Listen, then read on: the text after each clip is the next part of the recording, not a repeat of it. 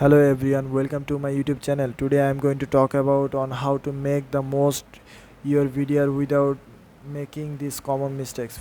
Virtual data rooms are secure online repositories where businesses can store and share confidential documents with third parties in a controlled and secure manner.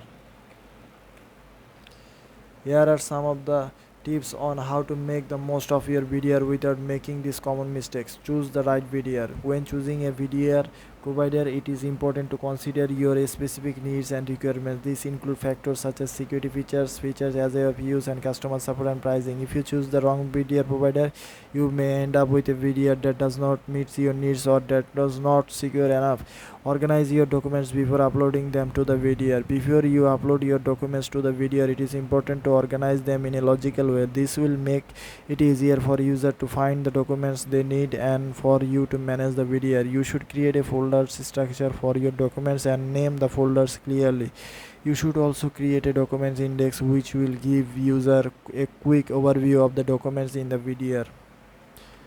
Set permission for each user. Once you have uploaded your documents to the VDR, you need to set permission for each user.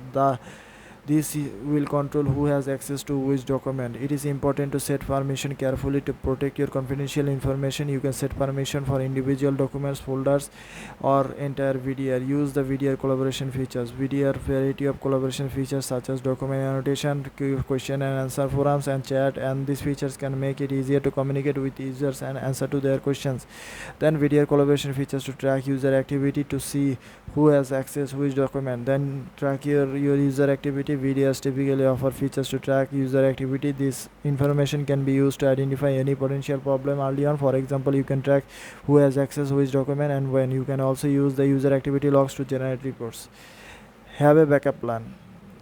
Even though the VDRs are very secure, it is always a good idea to have a backup plan in case something goes wrong. You should have a backup plan copy of your documents stored in a safe place. This could be a physical backup or a cloud-based backup. Use the VDR to its full potential. VDR can be used for a variety of business purposes, not just a MA transaction. For example, VDRs can be used for fundraising, investor relations, and compliance. You can also use the VDR to store, share, and confidential document with customer, supplier, and other partners. Train your user on how to use the VDR. It is important to train user on how to use the VDR before they start using it. This will help to ensure that they are using the VDR correctly and they are aware of the security features. Monitor the VDR regularly. It is important to monitor the VDR regularly to ensure that working is properly, that there are no security issues. You should also monitor user activity to identify any potential problem early on. So you can use the VDR monitoring tools to generate reports and receive alerts, and have a plan for how to close the VDR.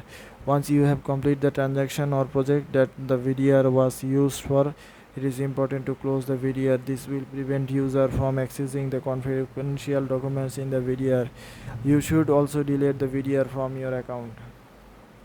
In last conclusion, by following these tips, you can make the most of your VDR without making the common mistakes listed above. This will help you to protect your confidential information and to use the VDR effectively. That's all everyone. I hope you will understand this topic. Thank you for watching this video. Please subscribe my YouTube channel.